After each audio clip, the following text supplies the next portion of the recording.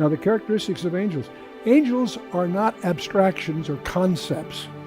They are actual personal beings. What do I mean by that?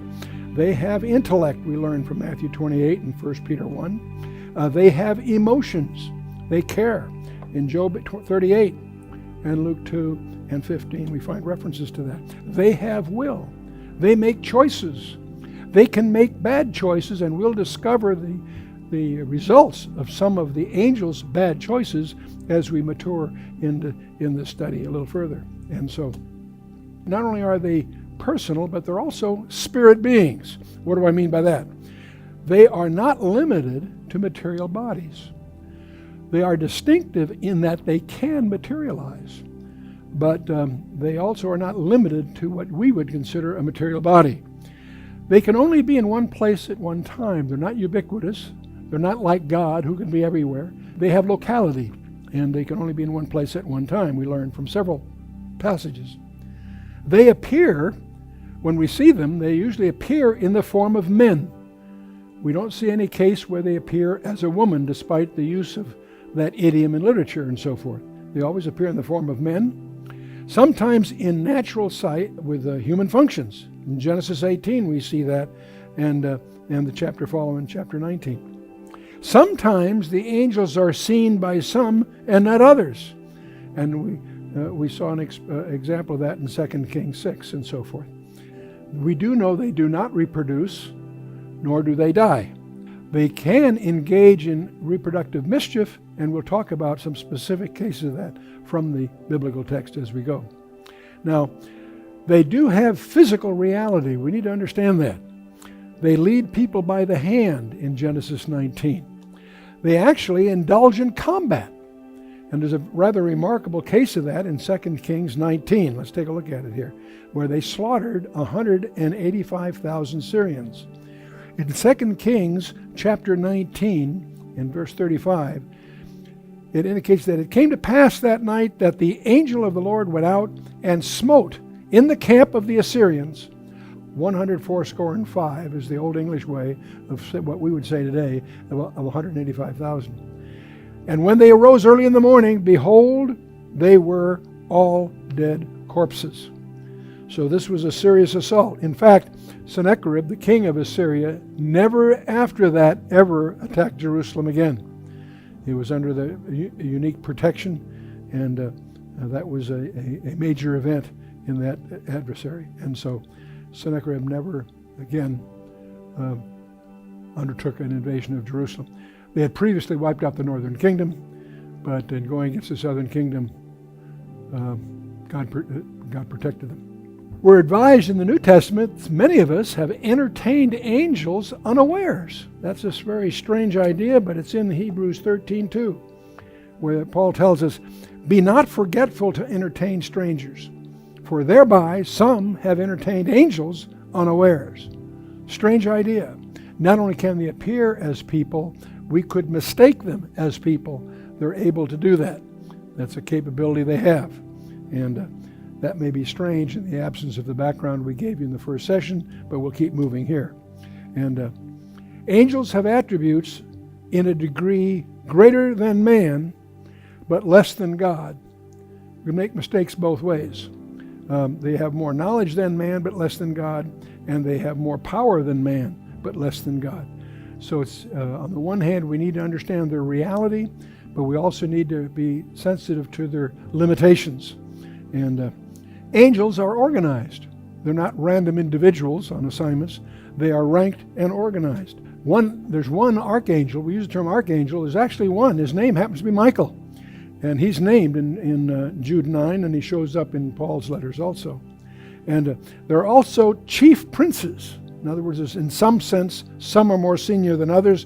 We'll explore a reference to that when we get into Daniel chapter 10. And there's a certain kind of angel that we call a cherubim. In the Hebrew, I think it's cherubim. It's got a hard C, but we have a tendency to take the CH softly. The cherubim. A cherub is singular. Cherubim is the plural. And it's a cherub, biblically, is not a little plump baby with wings, as is so often characterized in Renaissance art. That's a literary fiction concept that it couldn't be more distant. It wouldn't be possibly be more distant than that. The reality is, and in fact, cherubim are assigned to guard the way to the tree of life when Adam is kicked out of the Garden of Eden. So there's something very powerful and very fundamental about the cherubim. In fact, one of the cherubs, was in charge of all the rest and got carried away on an ego trip. And we know that one as Satan, and he'll be a special focus of our study, of course, as we go on here. We also encounter, especially in the book of Isaiah, in fact only in this book of Isaiah, a flaming one of some kind called a seraphim. And the very word implies a source of light, like he's a source of brightness. And we encounter him in Isaiah 6. It's the only place we do.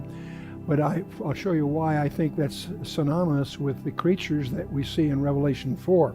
In Revelation 4, we find some living creatures described that appear to be very much identical with what Isaiah called seraphim in Isaiah 6.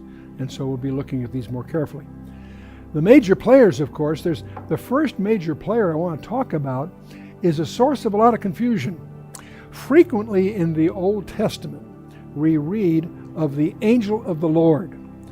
And most scholars infer from what we know about them that those references are not angel in the diminutive sense, but it's an idiom of an Old Testament appearance of the Lord Jesus Christ before his incarnation. When you don't really understand something, you give it a fancy name. So scholars call those theophanies or Christophanies. In other words, it's an appearance of Christ in the Old Testament. Before Bethlehem, before he became a man and dwelt among us, he was able to appear and participate in a number of events. And when he does so, the term that we find in the text has been translated the angel of the Lord. I want to emphasize that because what we know about him, it goes far beyond what we usually find out about angels. And so we'll call the theophanies are in a special category, if you will. But in the realm of angels, as we think of angels, Gabriel is one of the most frequently encountered guys. And as we study his assignments and his actions, we discover by inference that he appears to be primarily a messianic messenger. He's usually announcing something that has something directly to do with the advent of the Messiah, the Christ, if you will. In the Old Testament and the New, that seems to be his main job. Another angel that has a name, and apparently we can infer his job description, is a guy by the name of Michael. And he is clearly a military leader on behalf of Israel. All his assignments are directly labeled in those terms. We're going to explore these senior ranks of angels, cherubim, seraphim, and so forth, as a group. We're going to discover that they have 4 faces, and those 4 faces are in common to each category, strangely enough. And there's something very peculiar about that insignia, those 4 faces that we associate with the cherubim. One of those cherubim turned bad, got an ego trip, and wanted to be equal to God, and he had a career that we're going to explore especially. He goes by the name of Lucifer, or more commonly, Satan. He is designated in the text that at one time he was the cherub that covereth. In other words, the one in charge. And it's from there that he got into trouble, and he took some lieutenants with him. We're going to talk about Abaddon and Apollyon, which are terms that mean the destroyer. And we'll also talk about Gog, the king of the locusts, and what is all that about. And we'll discover they are apparently some of his senior lieutenants under him, but perhaps a notch more powerful than the rest. We'll learn that about 1/3 of the angels were involved in that conspiracy that caused them to get cast out. So, we're also going to explore a creature that we call demons, and we're going to discover that demons are different than angels. Angels and demons appear to have different limitations, different characteristics. and we'll be exploring all of those. In fact, we'll devote our next session to that. I would just like to thank every one of you who supports this channel, and especially those of you who sponsors our work. Without you, this would not have been possible, to share the gospel with millions of people every month. So thank you, and God bless you.